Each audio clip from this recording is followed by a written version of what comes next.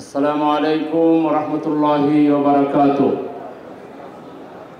Slogan দিয়ে কি battery down হয়েছে? আবার একটা সালাম দিয়ে সবাই জবাব দিন। আসসালামু আলাইকুম রহমতুল্লাহি ওয়া বারাকাতুহু। বাংলাদেশে বিগত ৩৬ জুলাইয়ের আন্দোলন এটা একটা নতুন প্যাটার্নের আন্দোলন, এটা একটা নতুন দৃষ্টিভঙ্গি আমাদের সামনে তুলে ধরেছে। এটা কোনো গতানুগতিক আন্দোলন ছিল না।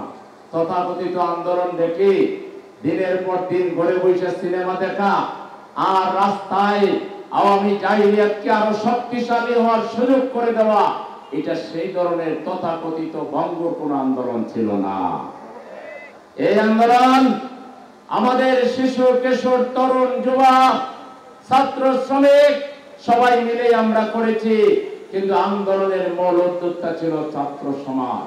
ফ্যাসিবাদ মুক্ত এই বাংলাদেশে আমরা অন্তত আগামী বাংলাদেশ আমরা কিভাবে গঠন করব, আগামী বাংলাদেশকে কিভাবে স্থায়ীভাবে ফ্যাসিবাদ মুক্ত করা যায় এবং বাংলাদেশের বিভিন্ন সেক্টরকে কিভাবে গড়ে নিরঙ্কুশ করার জন্য সকল প্রকার আধিপত্যবাদী শক্তির তাবা থেকে বাংলাদেশের ভূখণ্ডের প্রতিটি ইঞ্চি মাটিকে হেফাজত করার জন্য আমরা বাংলাদেশের জনগণ এখন ঐক্যবদ্ধ। আধিপত্যবাদী শক্তির তাদের ক্রীড়ানাথকে ক্ষমতায় বসিয়ে তারা ভেবেছিল বাংলাদেশকে তারা কিনে নিয়েছে, তারা বাংলাদেশের উপরে তাদের ইচ্ছা মাফিক যা খুশি তারা তা চালাতে পারবে স্থায়ীভাবে, সেই স্বপ্নে তারা বিভোর ছিল।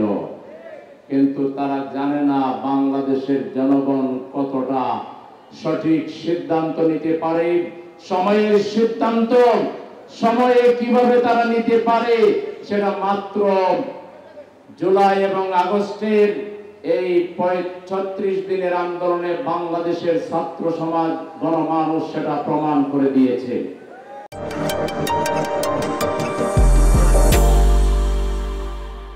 তারা এদেশের গণমানুষের ভাষা বুঝতে পেরেছিল, সমস্যা বুঝতে পেরেছিল। তারা জানতো বাংলাদেশের মানুষের সবচেয়ে বড় আকাঙ্ক্ষা হচ্ছে তারা খাইতে পারুক অথবা না পারুক, তারা অন্তত স্বাধীনভাবে চলতে চায়, কথা বলতে চায়, তাদের স্বাধীনতা যাতে কেউ কেড়ে না নেয় এই ব্যাপারে তারা সোচ্চার ছিল। সেজন্য জনগণের ভাষা বুঝতে পেরে ছাত্র সমাজ তারা সেই দাবি তুলেছিল, উই ওয়ান্ট জাস্টিস। তারা জাস্টিসের কথা বলেছিল, কারণ তারা জানতো বাংলাদেশের প্রত্যেকটা নাগরিক ইনজাস্টিসের শিকার। কোথাও কোনো ন্যায় বিচার ছিল না, মাইট ইজ রাইট চালু করা হয়েছিল।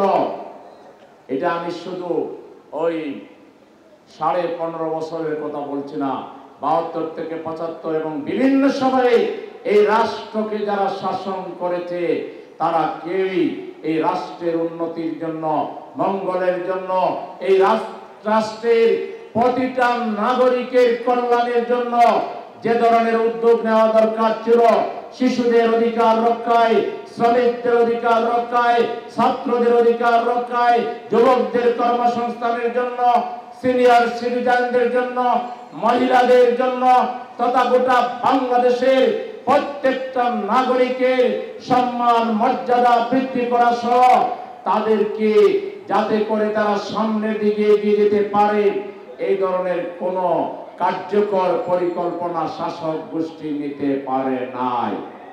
বিশেষ করে স্বাধীনতা উত্তর যে শাসক গোষ্ঠী ক্ষমতা পেয়েছিল তারা জাতিকে, এই জাতির সংখ্যাগরিষ্ঠ মানুষের যে ঈমান আকীদা, যে তাওহীদ তামাদ্দুন, যে মূল্যবোধ, এর বিরুদ্ধে তারা অবস্থান গ্রহণ করেছিল।